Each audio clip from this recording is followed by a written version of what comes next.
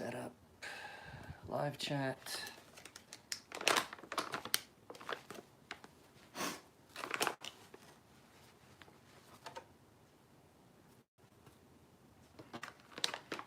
Morning, Jeremy. I didn't even say anything until the first person showed up. God damn it, I did it again. You ever start putting coffee in the filter and then get distracted? Forget how many scoops you put in?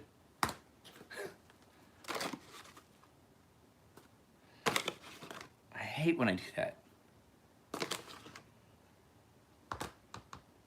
It's a common thing with me too. Ben Riley, how are you? Let's see. There's only a couple people here though. This is weird. The last couple live feeds have been weird, haven't they, guys? There we go. Let's clean that up. Let's see. This isn't. I can't do a long live feed anyway. So hang on a second. Over here. I have to get ready and go to the shop. I'm going to work on some stuff for a couple customers, and then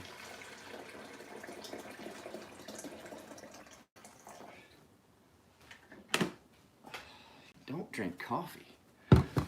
How do you human? How do you human without coffee? I don't know. It makes no sense to me.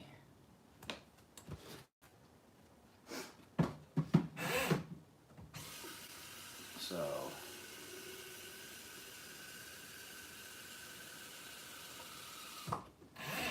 well, that's okay. If there's only gonna be a couple people here, I will just take this down and I just won't do a live feed. Because as much as I like talking to a couple people, having a couple people is not going to be as much fun. But I did notice yesterday that it is time to do this. It is time to do the giveaway. So, but if any of you guys that are watching this later, if you've got knives at my house, I have a bunch of stuff that is showing up today. I have stuff that is going out today, but then I've got stuff that's showing up this weekend. Anything that shows up this next week, there's a good chance it's going to take a little longer than normal. So, normally it takes me like a week or two to get stuff done. Yeah, your stuff's supposed to show up today. I got another box that's showing up today. I just finished about 10-15 minutes ago, I finished a knife for a customer. I'll go get it. I'll show it to you. I really like it. I got to pack it up anyway. It needs to come out. But I finished a Lion Steel M4 is the model number. I'd never seen one. It's a nice knife. I really like this. It's fixed blade. But it's nice sized, comes with a nice sheath, the overall grind and everything was actually really well done. A lot of times, the Lion Steels have got some significant grind issues. This just only had a little bit of a spot where you can see they recurved the tip just a little bit. So it was, this was and it's an M390, and this came out really nice. It is super, super sharp. I got to send some pictures of this to the customer. He was wanting to widen the bevel up a lot, and I did widen that bevel and gave it a full convex, but the thing is, this blade, if I had taken it back anymore, I don't think I would have kept it crisp. I don't think I would have maintained a crisp transition. Because there's a little bit of wavering in the actual grind of the primary, and I think I would have had spots where it dipped. I've seen a couple knives do that, and you can see what I'm talking about. Let me turn you around. You can see what I'm talking about right there at the very heel. That little spot there where it dips down. I think if I had tried to, see what I'm talking about? No, because I can't focus. There, that right there. See that little line right there? There's some of those throughout the entire knife. And I was just kind of concerned that if I had tried to widen that bevel up, you'd be able to see that a lot more readily. And so I stopped because there's just a low spot in the blade. So who was that saying not to go anywhere?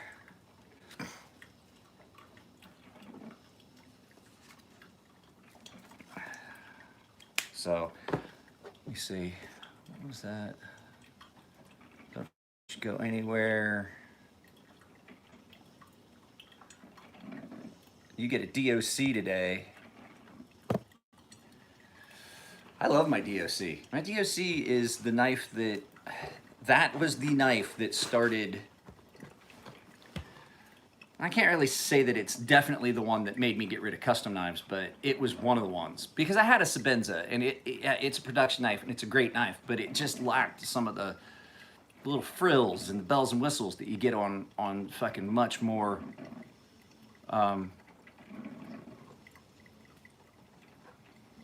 much more along the lines of what you would get in a custom knife. You started seeing that in some of those production knives, like the DOC and some of the others. And I just, I looked at the quality of that knife and was like, why do I have $2,000 knives that I don't like? Because that's the thing with a custom knife. You get a custom knife, you're not 100% sure you're gonna like it. So a lot of times it's sight unseen. You've never got to handle one of the knives. You've just seen a picture of it. It happened with me with a couple knives. The Hinderers are great now, but for a while I was anti-Hinderers. The new Hinderers are really good, and it's not that they weren't good knives. I bought one that just wouldn't flip.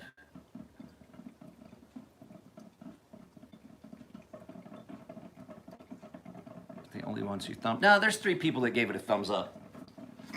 So,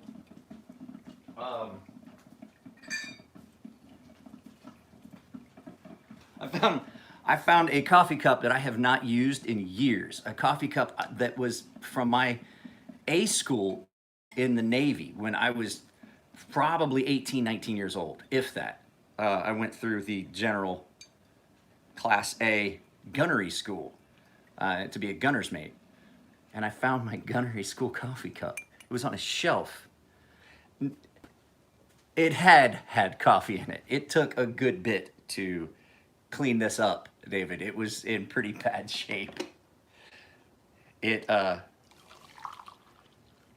thought I'd lost it. I thought it was gone.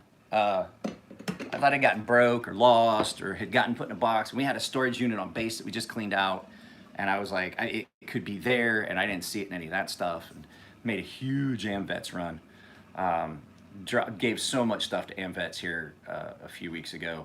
I mean, like, the entire area in front of my garage was just stacked up high with stuff. And it's because we had a storage unit that I was maintaining on base. And it was cheap. So it was like 10 or 12 bucks a month. And so when we would go there and get some stuff, but we had so much stuff we didn't use, we just gave it all away. And I was afraid that this had wound up. But apparently I used this coffee cup in a garage here a few years ago, because we've lived here for a long time. And I put it on a shelf, and it got pushed behind some stuff. And when I moved some stuff, looking, it was behind an old poncho on the shelf, where it looks like I just set it up there to get something and then just completely forgot about it. Yeah, it had to be washed. It had to be washed. It was nasty. Because we live close enough to the freeway. We get so much highway grit. Remember me talking about how I have to clean my workbench all the time? It's because we live so close that everything gets this coating of fucking road grit that comes up and over the berm, because I can literally walk out and go down the sidewalk not even 100 yards, and I am at the on-ramp for the freeway. It's right there. The 54 freeway runs maybe 200 yards from my house. I can hear it right now. There's just always a low, this house, people can't figure out why I talk so loud, even at home with the door shut. That sound still comes in, and it's in that wavelength of stuff that I really can't hear, but disrupts my ability to hear background. And so I immediately start talking louder. Anytime there's any noise, I talk louder because I'm fucking deaf.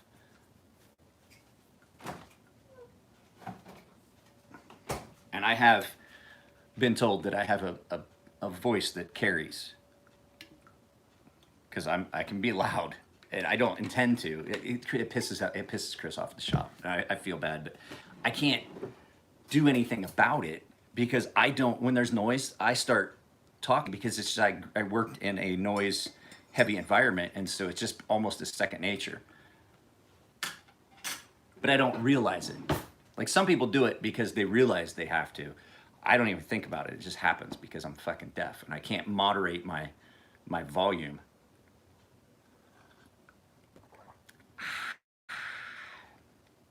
I posted a picture of it when I found it. But yeah, no, this Lion Steel M4, I'll tell you what, the handles on it are great. I will tell you, I'm not a fan of Lion Steel, but this is nice. And it's, the spine is crowned. There's no real hot spots, no sharp spots. The only thing is that center ridge of the handle sticks up above, that center ridge right here, the spine sticks up above the handle ever so slightly. That's the only thing I don't like. It feels weird. Like it just doesn't feel smooth, but fucking really nice handles. I'd have to say I think the handles are these are the nicest wood handles I've seen in a while. Nice and grippy. This is a really nice little knife. How's the heat treat? We're not gonna get into that heat treat stuff, Bradley, because I still say that there needed to be at least one other lab to do the outside testing. So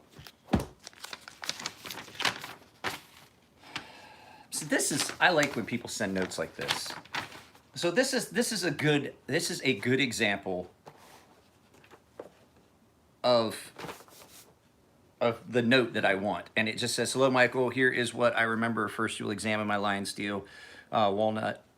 It's walnut handles to determine how the factory grind is, proceed to fix the edge, then be turning the factory and secondary micro to a convex. We'll start at 10,000, which we did. We did it to 10,000, and 10,000 came out great on this knife. But this note has everything in it that we talked about, and it's typed out, it's printed out, and it's in the package, and it takes out any confusion. And the nice thing is, because when I get busy, I run out of room for boxes. So it's got all this information. When you guys do this and you put the note in, a lot of times this just gets wrapped around it and then it stays with it because I don't have room to keep the boxes. The boxes get chucked a lot of times. I just haven't been that busy, so there wasn't that much stuff on the shelf.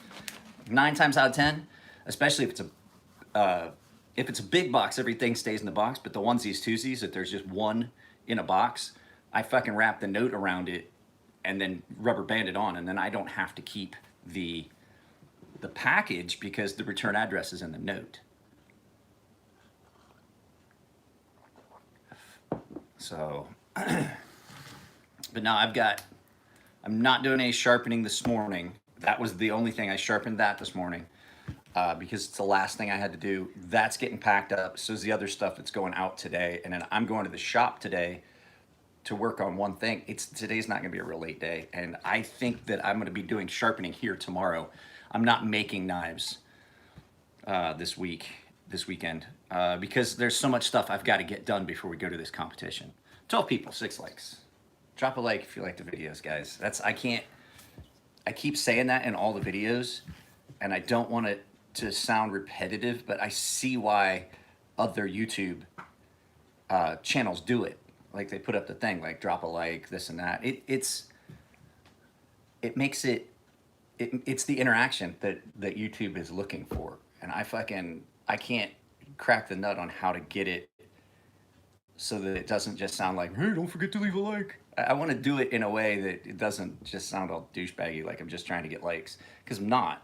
I just know that it makes the more likes that we have, the more chance that things are going to get shared. Well, Mr. Boatwright, how are you?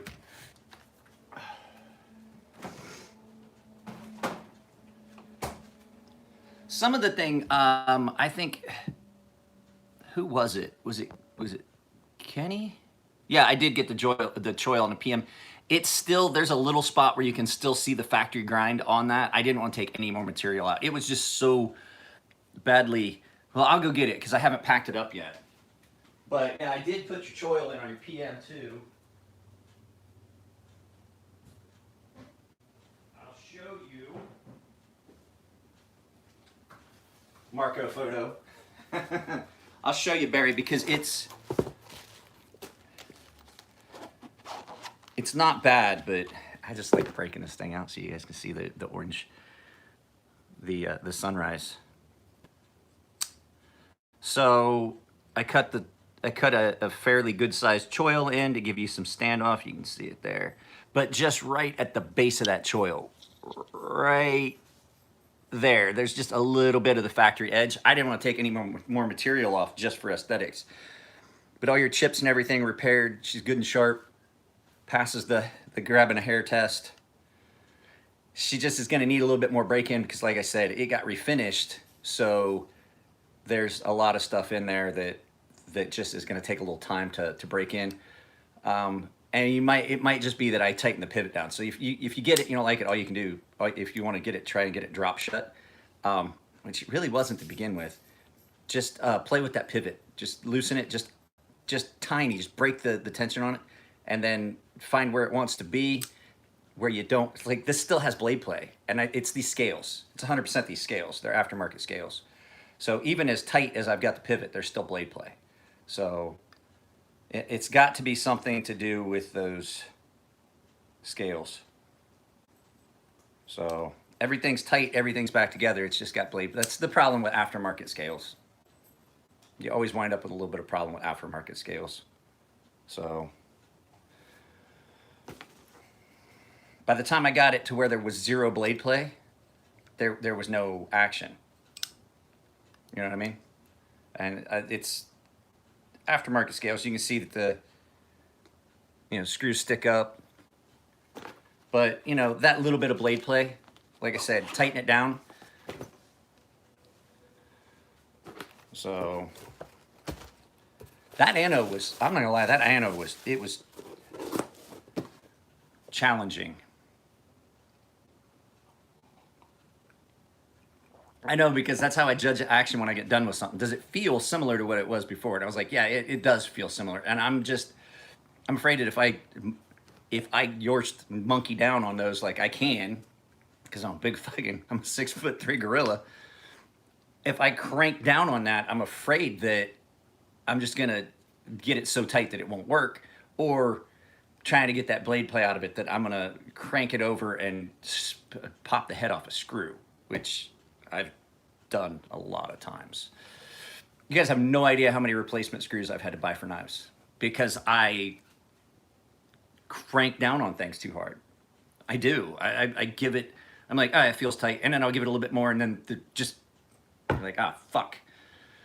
And I gotta take the knife apart, get that little piece and back it back out, or drill it out and rethread the hole. I've had to do that. I've gotten really good at drilling out screws and fucking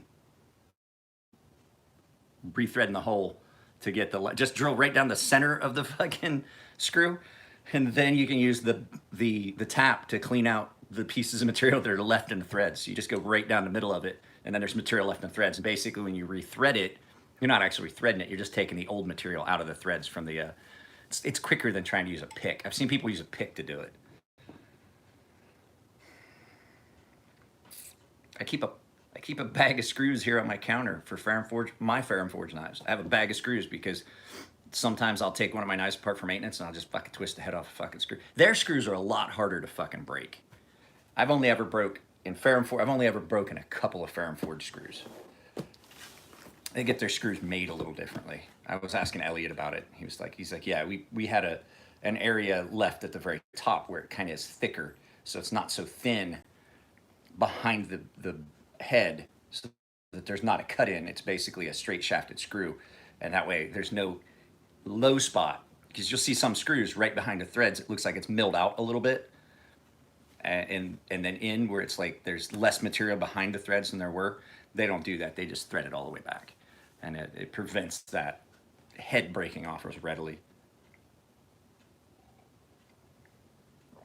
So yeah, Barry, this is gonna get packed up here just shortly. I'm actually gonna start doing that right now because I really, for two reasons. One, if I can get to the shop and get my stuff done early today, I don't have to be up there all night. That would be great because I have packages coming. David's package is coming. There's another package from a guy in Michigan with like 10 knives in it that's coming. And if I don't have to, if I can be here tomorrow and work and have, you guys know, usually I'm at the shop on Saturdays, but like I said, I haven't had any orders to make knives. I have a couple custom knives I could be working on, but the flip side of that is the person has not paid me the other half of the deposit. So they paid the first half, and I'm just waiting for the second half, so I'm not gonna start it until I get the second half. It's heat treat and everything's done on it. The cleanup's already been done, post heat treat cleanup's already done. So it's just a matter of doing the grinding and the handles, which, I mean, I can do in a weekend. I've done it. But I'm not doing it this weekend, and next weekend we are gonna be at Irvine. Competition got moved to Irvine, but we had to spend money on Airbnb. We have to spend money. We got the schedule and they changed the short program. The first day short program is at night time, like 6 o'clock. Well, is that better for her or worse? I mean, not good for next day. Next day is more important because next day they didn't change 9:45. Okay. Hey, do me a favor. Do me a favor. I'm doing a live feed. Tell me about it when you get home. What time you can get in RMB? 3 o'clock. AMB, it is 3 o'clock? Yeah. Okay. Okay, I'll talk to you about it when you get home. Okay. All right, love you. Okay. Bye.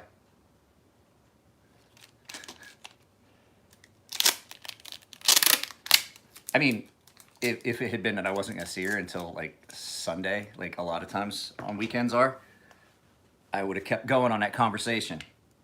But that's exactly what we were just talking about, the competition. So they had an issue with the original rink.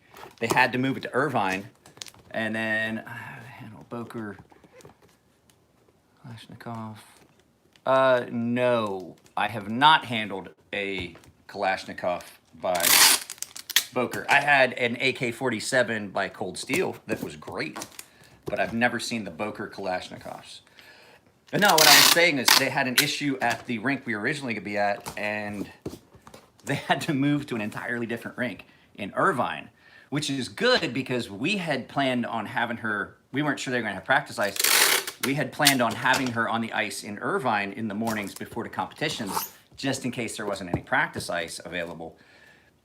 And so our Airbnb is in Irvine, and then we're just going to drive to Anaheim, which is like 20-minute drive, 30-minute drive. Now we don't have to do that. So, but we are going to be there Thursday, Friday, and Saturday. So, friends are going to watch the dog for me.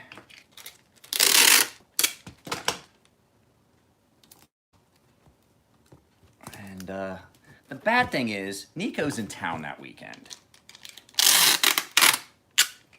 Nico's in town that weekend, and I'm not going to be here, and I only get to see Nico once a week, and sometimes when he comes down for Comic-Con,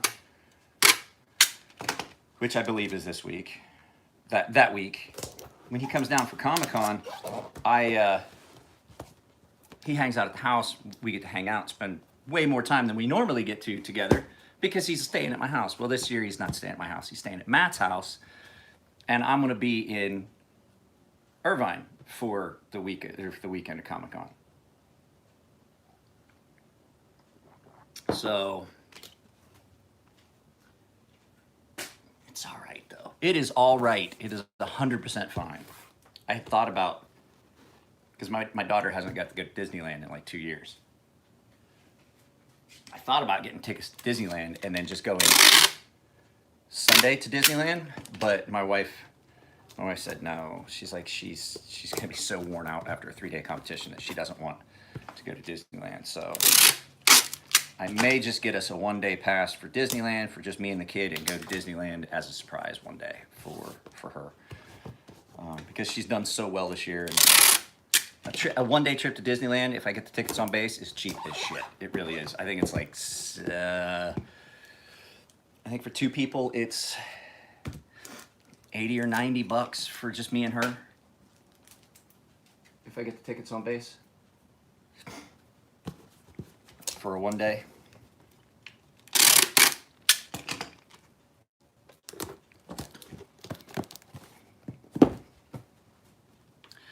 Guys, I'm a fucking idiot. You ready for this?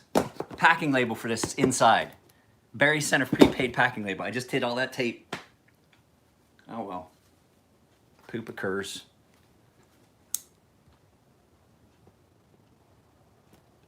Let me check one more time. I remember thinking to myself, I should pull that label out. Oh well. It happens.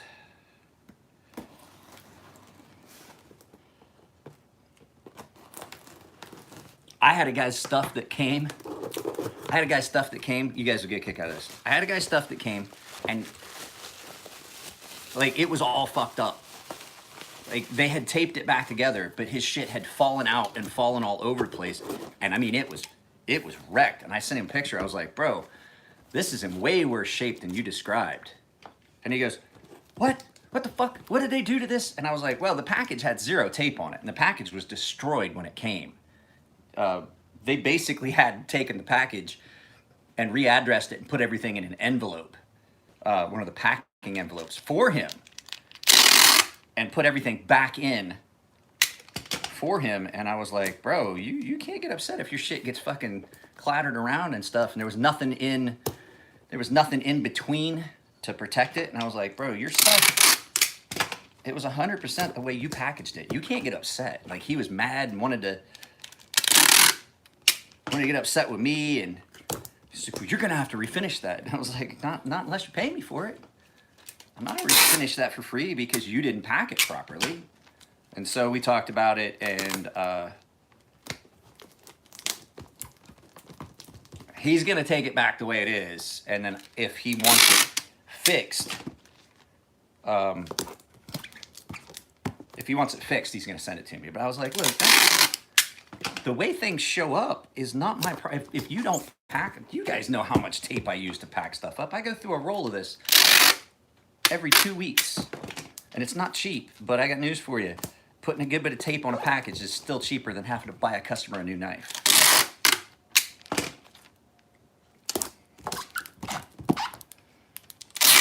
Because I don't know if you guys know, I get some pretty expensive knives that show up. There we go. That was easy. Barry, I just went back and I just had, the reason it took as long to tape it up was I just wanted to make sure all the seams. You did a pretty good job, but I'm gonna tell you guys, I tape every freaking seam. If you can get a finger in it, I put tape on it. If there's any way that could come open and then be listed as like, oh, it got ripped because it wasn't, sealed properly, I take any of that out of the equation. Give me a second, guys. I need to grab a small flat rate box. So,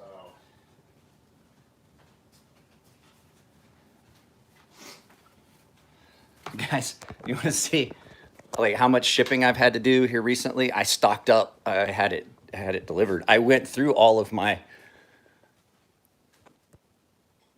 This is basically the Crazy Sharp Shipping and Receiving Center. I just restocked all these because I was completely out.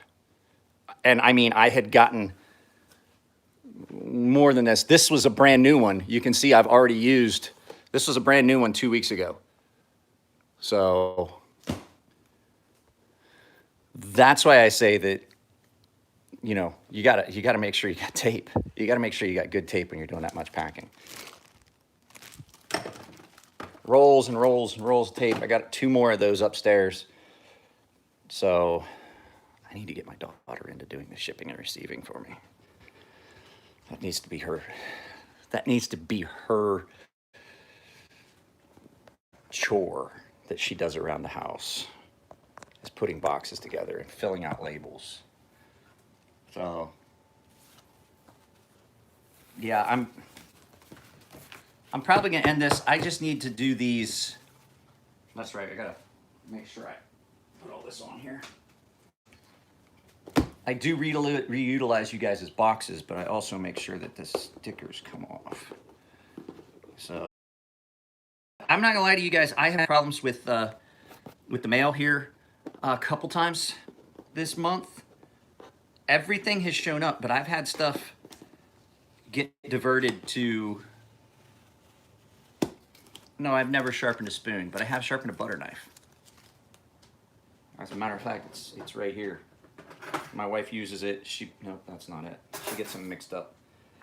My wife uses it for cutting chicken off the bone because she says it is nice and thin. She actually wants me to resharpen it because it's starting to get dull. I can see that it's dull. So now I have to.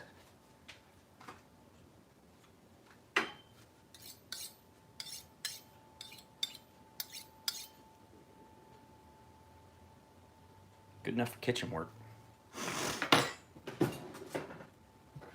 So she wants to keep that sharp. She loves the material that spoons are made out of, material that those knives are made out of is different. I checked the two.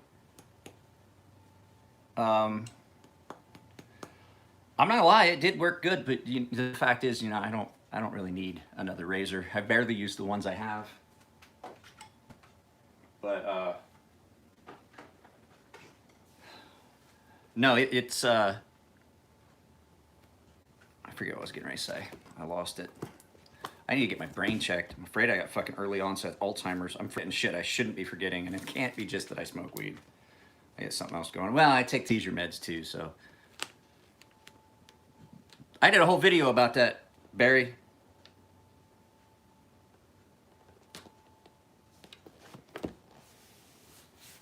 Now I just have to drop this off. Barry, I'm gonna drop this off at the UPS store today.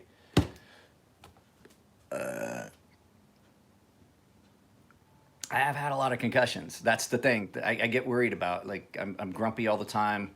I'm forgetful, and I'm like, you know, I got something weird going on in my brain still. So, and it's bad. I notice it. Like I notice I can't find the words I'm looking for and shit like that. And I'm like, this doesn't. I don't want this. Let's get checking on this. But it could just be, you know, stress, lack of sleep. I haven't been sleeping a lot lately. I think I got maybe 4 hours of sleep last night. I think a lot of that could be contributing.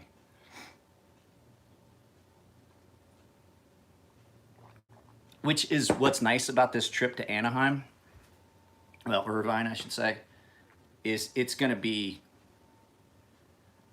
almost like a vacation for us because we're staying somewhere. We're not driving back and forth and back and forth. We've done that where we drive to a fucking competition 2 days, 3 days in a row. It gets old real quick. So, but guys, that's it. I have a package that showed up here that I can't find payment on. So I'm not even gonna open that box yet. It doesn't do me any good. So I've got an email out to the owner. And then, like I said, I have that box of like 5 knives that's coming in, another box of 10. So I fully expect tomorrow is gonna be a just sharpening day. And oh guys, it got so hot here yesterday. My daughter slept on the couch last night because it was hot upstairs, like real hot. And we don't have AC, and we just didn't get fans and stuff on in time to cool her room down before bed. She actually slept on the couch last night. Here, you can see. She made her little bed on the couch here. So her room does seem to get the hottest in the entire house. So, all right, guys, I'm gonna get off of here. I've got to grab a couple things that I need to make sure that I pack up for our trip. I'm not sure what kind of kitchen equipment they're gonna have. This is probably gonna wind up being our kitchen knife for the trip, and stuff like that. So you guys take it easy. I love you all. If If you like the videos, give them a thumbs up. If you don't like them, give them the thumbs down. And maybe we'll do a video where I clean these ceiling fans and you can see if I fall on my ass. I'll talk to you guys later. I love you all. Bye.